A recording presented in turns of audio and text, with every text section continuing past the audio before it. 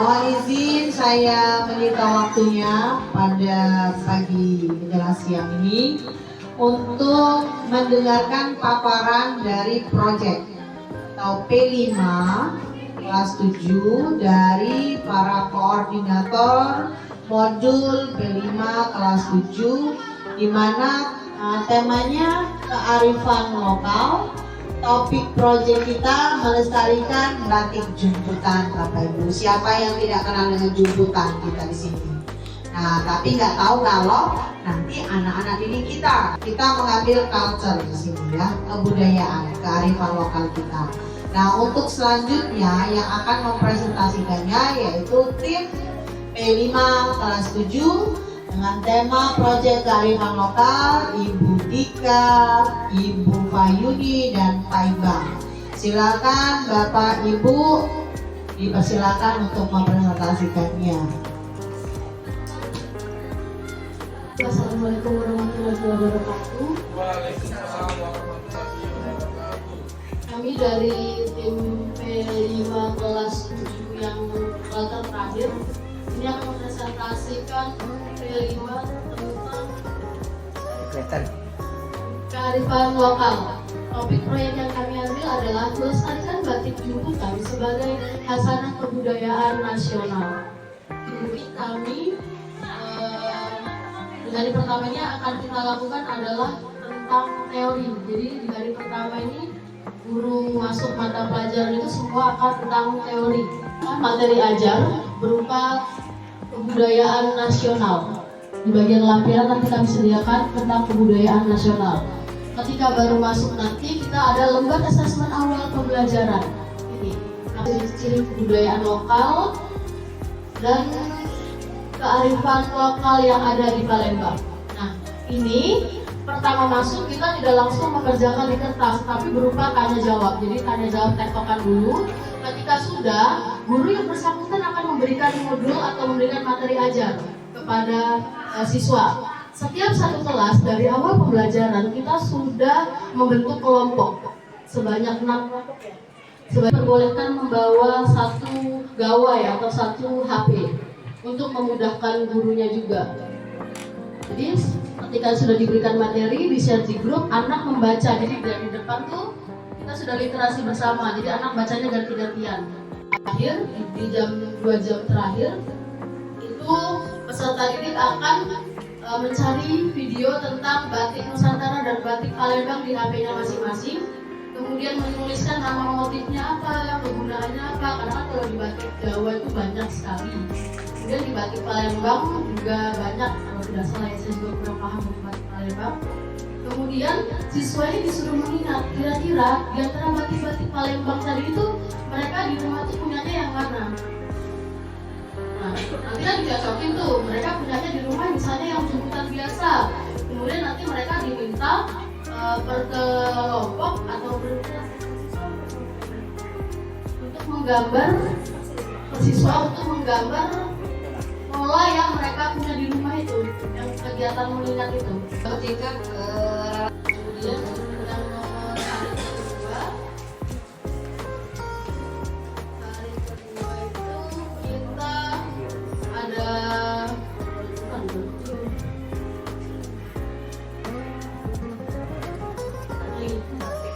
tentang batik jumputan. Jadi anak tanya jawab dulu tentang batik jumputan tadi, sekalian refleksi pembelajaran yang hari Jumat dari hari pertama. Kemudian guru akan diberikan link di link ini di YouTube ada, sudah kami buka. Motif polos warna hijau. Kemudian ini kain, bukan kain dalam. Ini kain. Ini tumpang kain. Tumpang kain ini motifnya rujak lumut. Artinya pada masa lalu ini selendang pelangi ini dipadu-padan dengan kain. Artinya tidak selendang sendiri, ini sendiri. Nah, ini selendang pelangi. Ini motif lain dari selendang pelangi. biasanya kain pelang itu didominasi oleh warna merah. Ini warnanya abu-abu.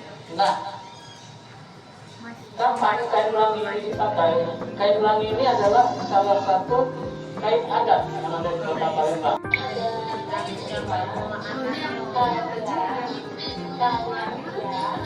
Warna berpil, putih, dan bisa kain kemasan. Digunakan juga pada plastik beserta secukupnya, botol plastik bekas, dan jari besar. Nah, di sini untuk cara membuatnya, ini kita buat kopi yang besar dulu ya. Pertama-tama kita rapikan selain kontennya tidak beraturan, nanti mau jadi motifnya juga kurang baik.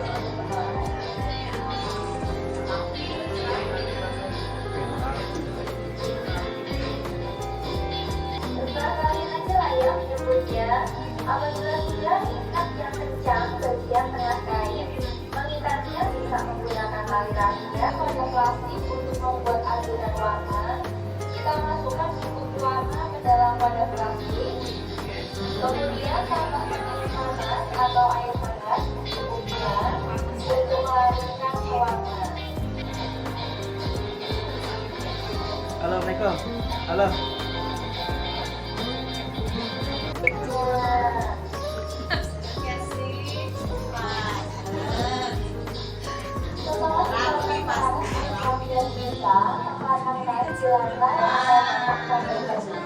Bentuknya juga ditambahkan saja ya, jangan terkena sinar matahari langsung, biar warnanya tidak cepat pudar. Dan kemudian kain bisa kalian cuci dengan air bersih, jadi pewarnanya tidak luntur teman-teman.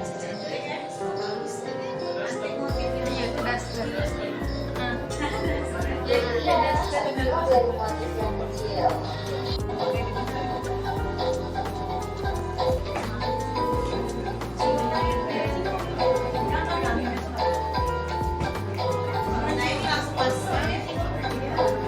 Warna berarti Bu. Satu warna Bu. Kalau banyak warna.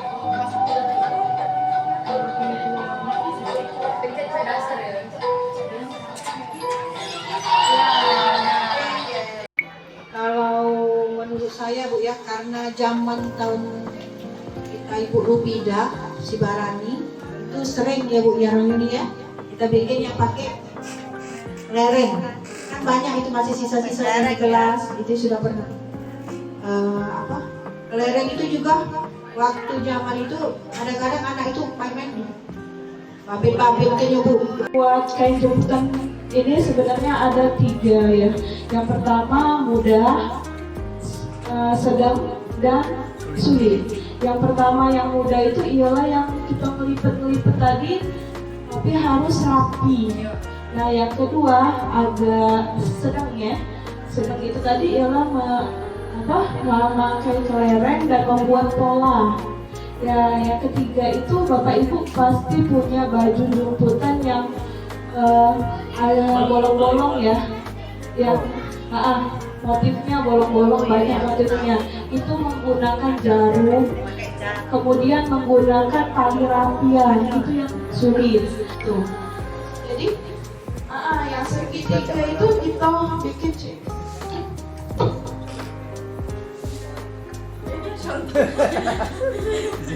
Ini yang pernah saya buat ya dulu ya. Jadi ini kita bikin segitiga seperti ini.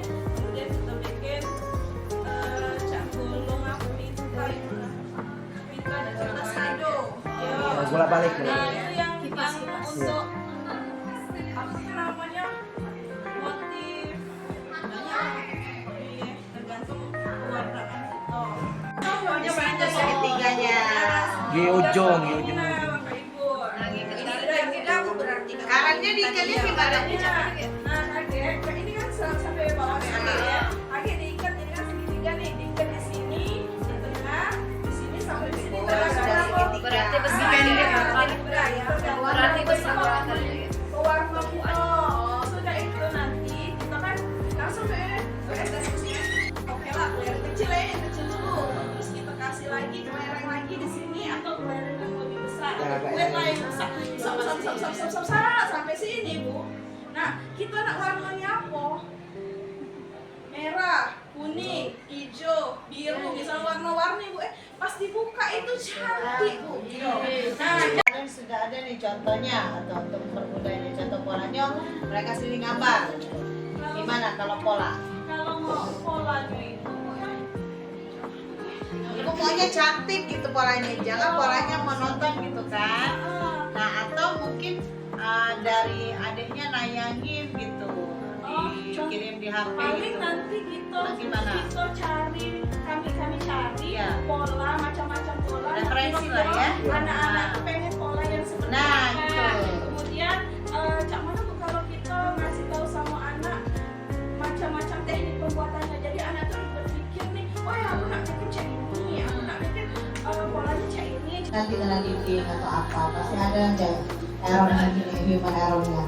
Nah Bapak Ibu, kalau menurut penjelasan tadi berarti sangat perlu koordinasi dari Bapak Ibu, ya Bapak Ibu ya. Berarti tertib harus kita. Kayak tadi dari mulai pewarnaannya, memanggil siswanya. Siswa itu dipanggil berarti tiap kelompok ya. Kelompok satu, jadi katanya masukin ke dalam satu warna, kemudian nanti warna berikutnya. Nah, lalu Ibu setelah itu dikeringinnya di mana? Habis setelah dicelupkan, diletakkannya di bawah lantai, itulah berarti kardusnya Bu. Kalau di pas pada saat pengeringan harusnya di ini dulu ditaruh dulu di kardus Bu ya. Iya, di atas kardus ya. Dan mataharinya harus terik Bu. Kalau misalnya hujan habis warna kita luntur baju kita. Itu kan luntur kan ditanggung Bu. Depan itu kan dekat kolam. Iya, dekat kolam. Carilah tempat yang panas matahari. Jadi tempat misalnya ini untuk kelas 71 misalnya 4 ikut kan jadinya Bu. Ini diskusi kita, kolaborasi kita untuk kesuksesan proyek dalam rangka tema apa? Kearifan lokal ya, kearifan lokal dengan topiknya membuat kain jemputan ya, culture dari Palembang. Gitu ya. Diskusi hari ini saya bangga loh berjalan dengan lancar gitu kan. Kita saling memberi masukan, saling memberi saran. Inilah yang dibutuhkan di dalam suatu satuan pendidikan gitu Bapak Ibu, agar kita kuat di sini. Kalau kita sudah sama persepsi seperti ini, sama visi seperti ini, sama misi seperti ini, insya Allah nanti Mbak P5 di hari Jumat sampai ke Jumatnya lagi itu akan berjalan dengan penuh bermakna dan menyenangkan pastinya untuk siswa-siswi kita. Bapak Ibu, jika saya memiliki salah kata, salah ucapan, salah perbuatan, saya dan tim P5 mohon maaf. Kami tutup, kami akhiri dengan wabillahi taufiq wal hidayah. Wassalamualaikum warahmatullahi wabarakatuh.